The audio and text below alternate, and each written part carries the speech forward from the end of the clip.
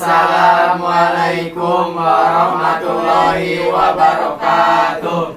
Saya Julian Azmi. Saya Rifki Fadila. Saya Husni Dewi Alawiyah. Saya Muhammad Rizky Firdaus. Saya Siti Antonia Putri. Dan saya Gozi Al-Ghifari. Ingin mempresentasikan mengenai materi tentang phishing. Baik, di sini kami dari kelompok 6 akan menjelaskan mengenai phishing. Berikut adalah anggota kelompoknya. Dan yang pertama ada what is phishing atau apa sih itu phishing?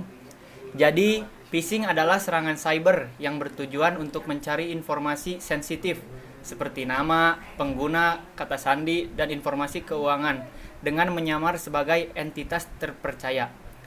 Penyerang biasanya menggunakan email palsu atau situs web yang mirip dengan situs asli untuk menipu korban agar mengungkapkan data pribadinya.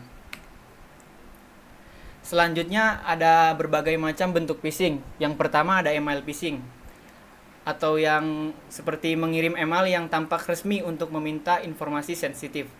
Kemudian yang kedua ada spear phishing, yaitu menargetkan individu atau kelompok tertentu dengan pesan yang disesuaikan untuk meningkatkan keberhasilan penipuan.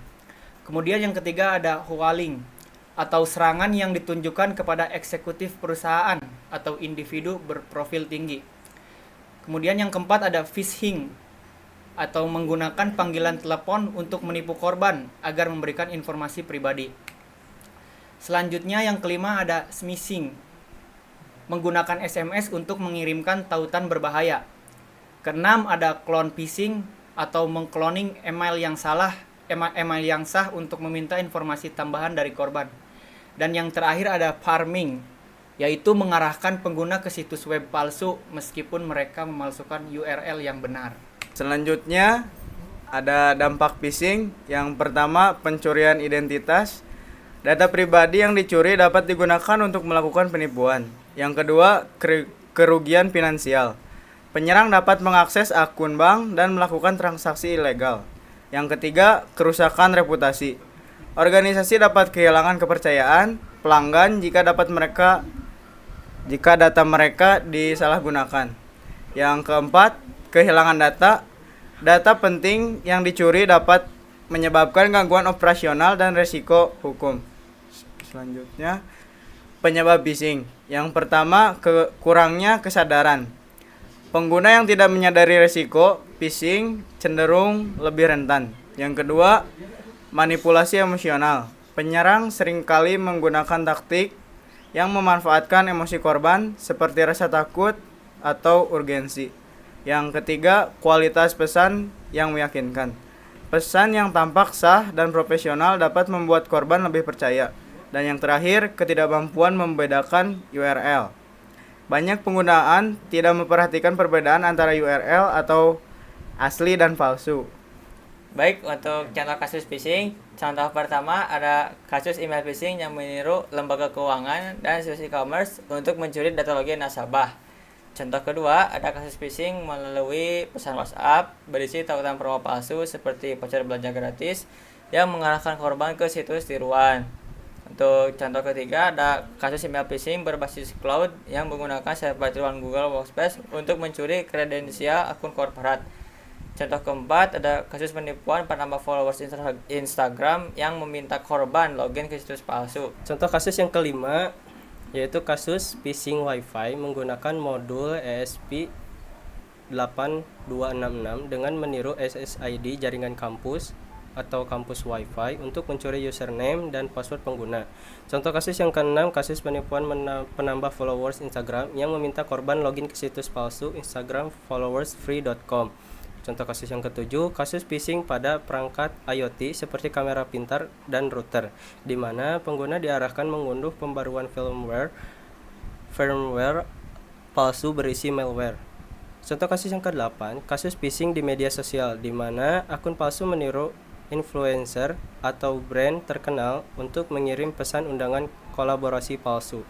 Selanjutnya ada solusi dan pencegahan. Yang pertama ada edukasi pengguna dengan meningkatkan kesadaran tentang tanda-tanda phishing melalui pelatihan. Yang kedua, penggunaan software keamanan dengan menginstal perangkat lunak anti phishing untuk melindungi data. Yang ketiga, memverifikasi URL, memastikan bahwa tautan yang diakses adalah valid sebelum mengklik. Yang keempat, autentikasi dua faktor dengan menerapkan langkah keamanan tambahan untuk akun online. Yang kelima, penggunaan plugin anti-phishing dengan menginstal alat yang dapat mendeteksi dan memperingatkan pengguna tentang situs web berbahaya. Baik, selanjutnya kesimpulan. Phishing adalah ancaman serius dalam dunia cyber yang dapat menyebabkan kerugian besar bagi pengguna dan organisasi. Dengan meningkatnya serangan phishing, penting untuk mengedukasi masyarakat tentang risiko ini dan menerapkan langkah-langkah pencegahan yang efektif. Pengetahuan yang lebih baik dan tindakan proaktif dapat membantu melindungi informasi pribadi dan meningkatkan keamanan di lingkungan digital. Berikut ini adalah referensi.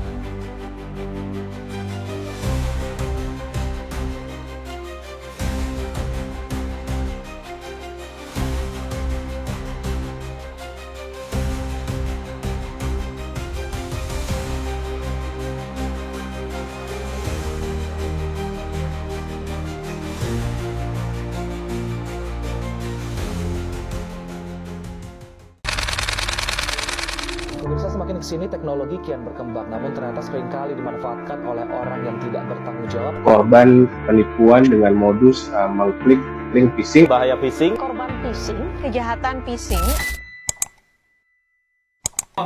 Demikian presentasi dari kami mengenai materi phishing. Mohon maaf bila ada kesalahan. Wassalamualaikum warahmatullahi wabarakatuh.